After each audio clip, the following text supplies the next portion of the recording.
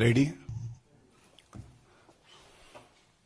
सभी पत्रकार बंधुओं को मेरा नमस्कार और नवरात्रों की शुभकामनाएं भी आप लोगों को। आज जो महत्वपूर्ण मुद्दा हम लोग उठाने जा रहे हैं, ये राहुल गांधी जी जो वायनाड गए हैं, कहा जा रहा था कि वो कोविड से कैसे उनकी कॉन्स्टिट्यूएंसी में कार्य हो रहा है उसके खिलाफ समीक्षा करेंगे। लेकिन प्रतीत हो रहा है कि राहुल गांधी वहां पे जो देश विरोधी वायरस है उसको आगे बढ़ाने के लिए गए हैं। और मैं बात कर रहा हूं एक आरोपी, संगीन अपराध में जो आरोपी हैं सिद्दीकी कप्पन, जो पीएफआई के सदस्य भी बताए जाते हैं, जिनके ऊपर संगीन अपराध लगे हैं, जो आज जेल की सलाखों के पीछे हैं। उनसे मिलने, उनके परिवारजनों से मिलने राहुल गांधी गए और उनके परिवारजनों से मिले भी। ये इसलिए बड़ा चिंताजनक है कि आज क्या ये कहना उचित नहीं होगा, जितने देश विरोधी लोग हैं उनके साथ आज कांग्रेस का हाथ है। जितनी ताकतें हैं जो चाहती हैं देश में अस्थिरता आए, उनके साथ आज कांग्रेस का हाथ है। और मीडिया के माध्यम से यह सामने भी आया है कि जो उनके स्टेट के ऑफिस बेरर हैं, उन्होंने यहां तक कह दिया है कि जब राहुल गांधी परिवार से मिले तो उन्होंने आश्वासन दिया है परिवार को कि उत्तर प्रदेश कांग्रेस कमेटी, राहुल गांधी स्वयं और प्रियंका वाड्रा गांधी हस्तक्षेप करेंगी और सुनिश्चित करेंगी कि ऐसे व्यक्ति को, कप्पन सिद्दीकी, उनको पूरी मदद कांग्रेस पार्टी दे। तो मैं इतना ही कहना चाहता हूं कांग्रेस पार्टी से भी, राहुल गांधी से भी, राहुल जी, क्या आपको जानकारी है कि जिन धाराओं में ये व्यक्ति जो अपने आप को पत्रकार बताता है, लेकिन वो हाथरस इसलिए जा रहा था कि वहां पे आग में हम तेल का काम करें, कैसे वहां पे सौहार्द बिगड़े, कैसे कानून व्यवस्था लचर हो, टूट जाए, जिससे कि कांग्रेस पार्टी को और पीएफआई जैसे दलों को फायदा हो। ये तो उत्तर प्रदेश पुलिस की त्वरित कार्रवाई थी कि इनको हिरासत में लिया गया। और ये जानकारी भी मैं आपको देना चाहूंगा कि इस आरोपी को बचाने कोई और नहीं आया, कांग्रेस पार्टी के ही एक वरिष्ठ वकील हैं, जो नेता हैं, वो सर्वोच्च न्यायालय जाते हैं एक हेबियस कॉर्पस पिटीशन फाइल करने और कहते हैं इसको तुरंत छोड़ा जाए। सर्वोच्च न्यायालय ने कहा कि अभी हम इस पे कोई आदेश पारित नहीं करेंगे, और ये मामला आगे लग गया। तो सर्वोच्च न्यायालय जिस मामले को इतना गंभीर पाता है कि उस पे हस्तक्षेप नहीं करता, उसमें न्यायालय से ऊपर आज प्रियंका वाड्रा गांधी, राहुल गांधी, गांधी परिवार है, क्योंकि देश का कानून उन पे लागू नहीं होता है। क्या कांग्रेस पार्टी और राहुल गांधी को यह नहीं पता था कि जहां पे यह मुकदमा चल रहा है उस निचली अदालत ने क्या कहा? उन्होंने इनको बेल नहीं दी और ये आज भी हिरासत में है। तो ऐसा कहना गलत नहीं होगा कि आज केवल और केवल एक मकसद है कांग्रेस का, और वो मकसद है जो भी हमारे देश को नुकसान पहुंचाए, चाहे देश के अंदर और चाहे देश के बाहर। मोदी जी से इतनी नफरत करते हैं कि कहते हैं कि हम तो ऐसी ताकतों के साथ खड़े रहेंगे। वो अपनी कुर्सी बचाने में लगे हैं और भारतीय जनता पार्टी देश को आगे बढ़ाने में लगी है। यही आज फर्क है। ये जो आरोपी है जिससे राहुल गांधी उसके परिवार से मिले, ये वो आरोपी है जो पीएफआई का सदस्य है। अब पीएफआई के बारे में केवल इतना ही कहेंगे,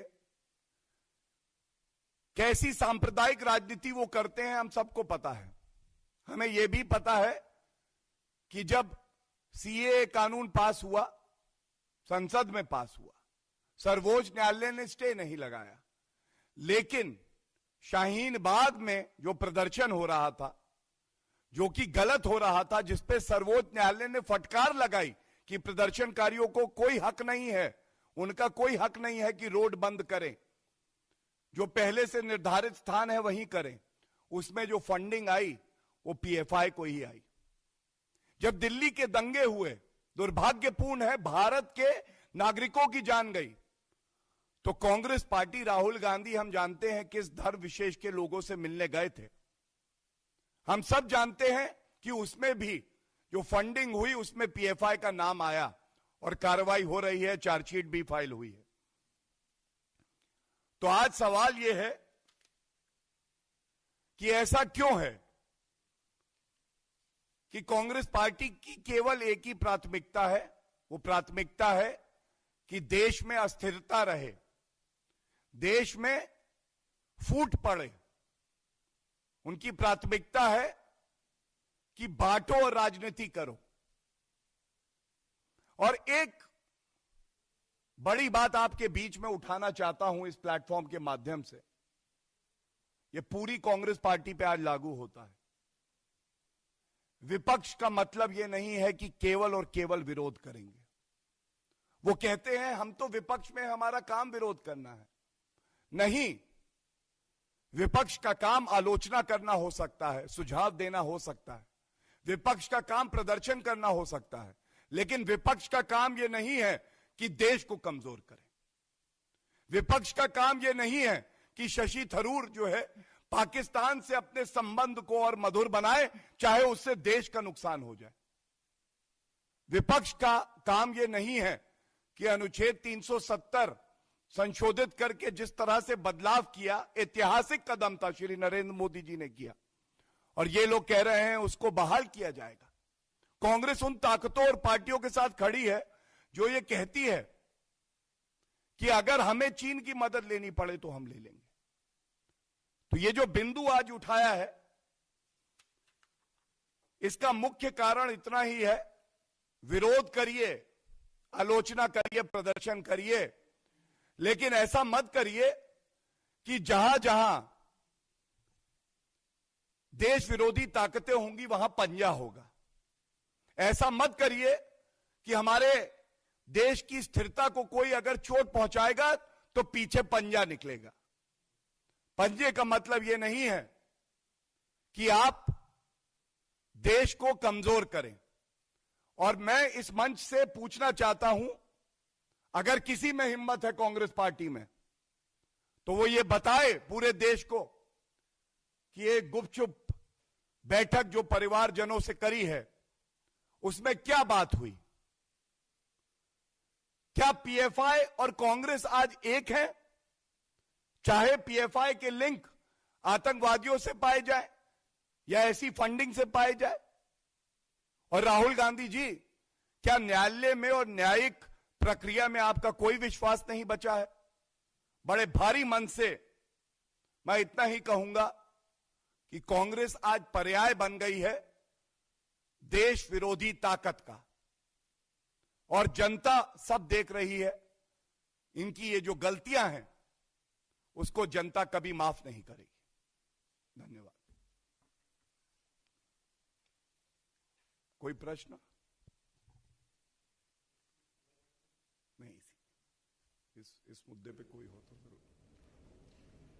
तो ये जो पीएफआई और तमाम संगठनों के नाम पड़े, दिल्ली दंगों में भी आए, शाहीन बाग में भी आए, अभी हाथरस में भी इसका नाम सामने आ रहा है, तो केंद्र सरकार इस तरीके के संगठनों को बैन करने के लिए कुछ करती क्यों नहीं? कुछ ऐसा क्यों नहीं करती, एफआईआर दर्ज क्यों नहीं करती कि पूरे तरीके से इन सबको बंद किया जा सके? देखिए, आपका बिल्कुल व्यापक प्रश्न है और मैं इतना ही कहूंगा कि जैसा मैंने पहले भी कहा, कोई भी ऐसा संस्था होगा, ऑर्गेनाइजेशन होगा, अगर वो बाहर से मुद्रा मंगवा के या अंदर ऐसी व्यवस्था करेगा कि जिससे हमारा देश कमजोर हो या दंगे हो, तो उसके खिलाफ सख्त से सख्त कार्रवाई होगी। और इसका सबसे बड़ा प्रमाण यही है कि चाहे दिल्ली दंगों से लेके हो, चाहे शाहीन बाग में जो प्रदर्शन चल रहा था, उसमें चार्जशीट भी फाइल हुई है। और जो बड़ा प्रश्न है, जो मूल प्रश्न है, सारे तथ्यों का संज्ञान लेते हुए हमारी पार्टी हमेशा से कहती है कि ऐसी ताकतों को हमें खत्म करना है जो देश के खिलाफ कार्य करे। लेकिन आप याद करिए, कर्नाटका में जब असेंबली चुनाव थे, सिद्धरामैया जी मुख्यमंत्री थे, उस वक्त पीएफआई के साथ गठबंधन कांग्रेस ने ही किया था। और जितने आतंकवाद के मुकदमे चल रहे थे पीएफआई एसडीपीआई वर्कर्स पे, उसको वापस लेने का निर्णय किसने लिया था? कांग्रेस सरकार ने लिया था। तो आज ये सवाल बिल्कुल वाजिब है कि आप मुकदमे भी वापस लें और राहुल गांधी जाके ऐसे आरोपियों से भी मिले जो आज भी जेल की सलाखों में है, जिसमें सर्वोच्च न्यायालय भी हस्तक्षेप नहीं कर रही, और वादा किया जाए परिवार को कि भाई चिंता ना करिए, राहुल गांधी, कांग्रेस पार्टी और प्रियंका वाड्रा गांधी आपकी मदद करेंगे। यह अपने आप में दर्शाता है कि उनकी प्राथमिकता आज क्या है। जैसे मछली जल बिन नहीं रह सकती, वैसे कांग्रेस सत्ता बिना नहीं रह सकती। उसके लिए उन्हें जितना पाप करना पड़ेगा वो करेंगे, उनको देश के खिलाफ जाना पड़ेगा वो जाएंगे, उनको आतंकवादियों के लिए आंसू बहाने पड़ेंगे बहाएंगे, शत्रु ताकत जो है उसके साथ खड़ा होना पड़ेगा खड़े होंगे। और यह चिंताजनक है, क्योंकि विपक्ष जो है एक बहुत बड़ी जिम्मेदारी का निर्वहन करता है, और उस जिम्मेदारी में दंगा करवाना नहीं आता, आरोपियों के साथ खड़ा होना नहीं आता। यह बिल्कुल स्पष्ट है। धन्यवाद। That's it. Thank you. Thank you everyone.